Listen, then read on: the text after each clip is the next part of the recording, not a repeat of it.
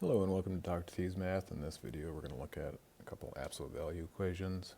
We've got the absolute value of 3x plus 2 equals 2y. Now if you want to put these into the calculator, you're going to have to first solve for the y equals mx plus b form. And so let's do that. And then I'm going to put them into a table and we'll explore what absolute value is and what it looks like on the graph and things like that. This one's fairly simple. We're just going to divide by 2. Get y alone, and what we're left with is absolute value 3x plus 2 over 2 is equal to y.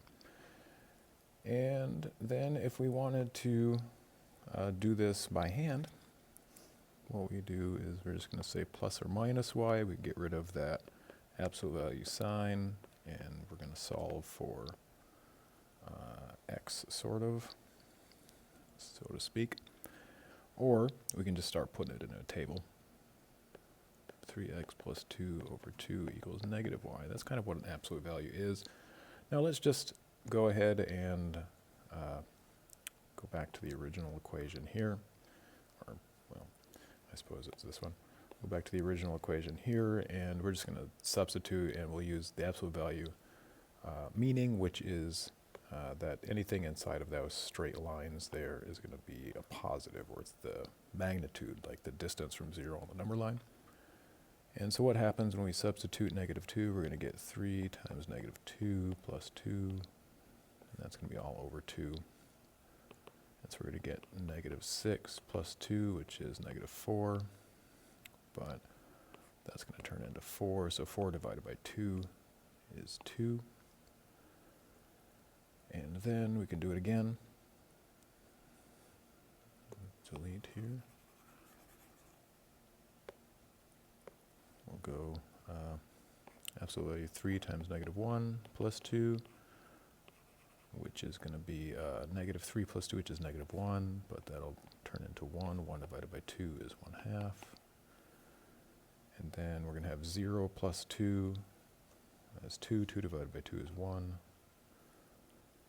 And then we're going to have 3 plus 2, which is 5. 5 divided by 2 is 2.5.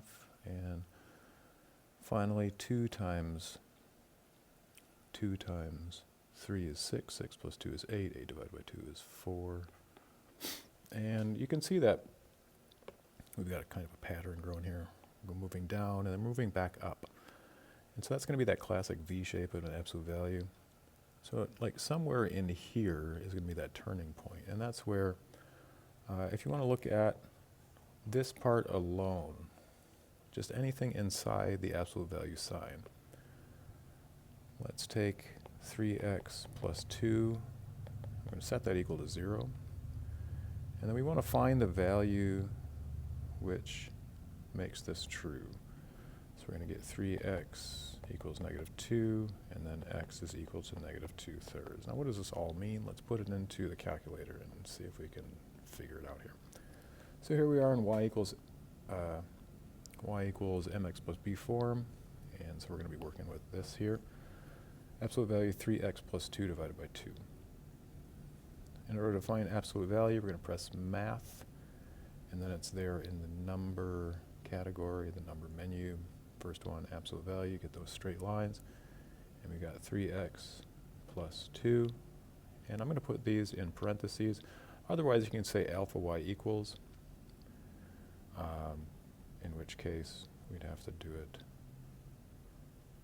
first. So we'll do alpha y equals, and then go back to math, absolute value, there we are. 3x plus 2 divided by 2. The other way you could do it would be to just put them in parentheses. So here we are, the next one, parentheses, absolute value, 3x plus 2, in parentheses, and divide that whole thing by 2. Those are the same basic idea. Depends if you want to put it into the fraction form or not. Just going to turn that one off, go to graph, and here we are, that V shape. Let's look at the root. Nope, the extrema, sorry. It doesn't actually cross the x-axis, it just intersects, or it rests on the x-axis and then bounces back up. So we're at negative 2/3, and that's the value right here that we solved. When looking only at the stuff inside of the absolute value sign, solve for the x value, which makes that true, and it's negative 2/3. That's the turning point. And it's a right side up V shape because there's no negative sign on the front of the absolute value there. And so let's just go ahead and trace and see what we can find here. Well, we had at x equals 0, looking over there on the left, y equals 1, x equals 0, y equals 1. That checks out on our table. X equals negative 1, x equals negative 1. Looking at the left, we should be at negative positive 1/2. That's correct. Remember, anything that's absolute value is always positive. That's why we have everything above the y-axis, above the x-axis here. We can't have a negative absolute value. The next one was x equals 2. At x equals 2, I believe y was supposed to equal 4. That checks out. And then at x equals negative 2, y equals 2. So everything looks like it's on the up and up as far as our table values go. Other than that, let's look at the slope here. So our slope is going to be what? Rise over run. So here we're on the x equals, let's go to x equals 0. At x equals 0, we've got y equals 1, and then at x equals 1, we got y equals 2.5. So that's a rise of 1.5 and a run of 1. We could take any of these two x values and y values from the table here. Let's take those two. So rise over run is 2.5 minus 1 divided by 1 minus 0. So we got 1.5 over 1, which is 3/2. And uncoincidentally, that's this value here, 3 over 2, 3/2.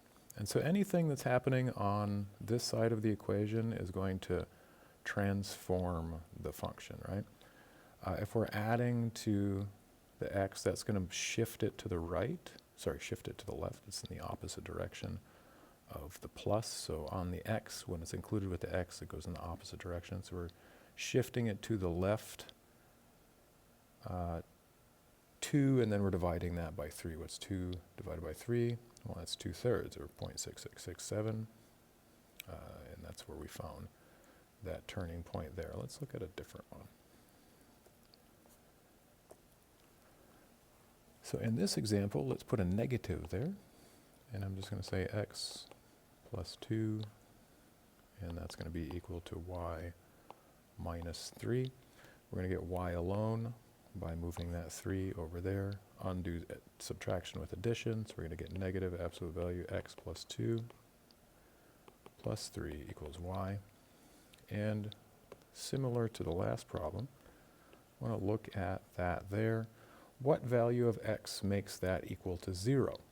Remember, 0 is the lowest possible number that we're going to get in an absolute value equation. Or if it's an inverted v, it'll be the highest possible number. In fact, this negative here is going to make it so it's an inverted v. Where is our turning point? Well, that's where this thing here equals 0, and obviously that's at x is equal to negative 2. And then we can find the other part of our vertex by looking at this here. So we're going to get x equals 2. When this equals 0, then our y is going to be equal to 3. So that's our vertex, negative 2, 3. We're going to have an inverted v, and just judging by, there's no coefficient here, we're not dividing by anything, we're not multiplying by anything here. And so then our slope, our m, is going to be equal to 1. And so we're going to get plus 1 on this side and minus 1 on that side. That's just a guess, even though it's not a guess, it's just a guess. We'll pretend that it's just a guess. Let's go back to the calculator and try again. So we got negative, not just minus, but negative. We go to math, ABS, absolute value. And we got x plus 2. and on the outside plus 3. Graph it, and there we are. Extrema, -2, 3. And if we wanted to make a table over here, we could do that, but we can also make a table in the calculator by pressing second graph, and there we have our table. And, well, unfortunately, we don't have too much in the negative direction for the x. We've only got the positive. So let's go back to the graph and press table here, in which case we have the negatives for the x. And we can see that our turning point is right around, looks like -5 on the x, which is, oh, that's at 0. So our turning point is where the y is going to start getting smaller again. So we're going up 2, 2, 2, oh, back down to 1. So there we are, somewhere in this region here. It's going up, up, up, up, up, and then down, down, down, down, down. Right there at -2 and 3. This one here, that's the closest we're going to get. It's not giving us whole numbers. It's unfortunate. And in your TI handheld, when you press second table, you can manipulate these numbers where it says x equals 1. Unfortunately, doesn't look, oh, there we are. Okay, I just had to press arrow up. I couldn't just scroll on my emulator here. So pressing arrow up, here we are at -3, 2, -2, 3, and you can see that our slope is as x goes up 1, so does y go up 1 until we get to that turning point, which is right there at -2, 3, and then as x goes up 1, y goes down 1, so our slope changes from +1 to -1, which is what we see here on the graph. And when we press d dx, right, when we look at the derivative, that's what the derivative tells us. It's the slope, basically. The slope at each point on the graph, and you can see 1, and then it changes dramatically to -1 there. Now, if we wanted to calculate that derivative, remember, go back to math menu, and then we could do the symbolic derivative. Let's do that one. d dx, and then we'll go back to math, number, absolute value. And we're going to say 3x plus 2, arrow over, plus 3, enter. Oh, error. So it doesn't like that for whatever reason. So it doesn't want to give us the derivative, but we saw it there on the graph. Let's try one more. Let's do n derivative, the numerical derivative here. And we'll just say x equals x if you remember from a previous video. We're going to go number.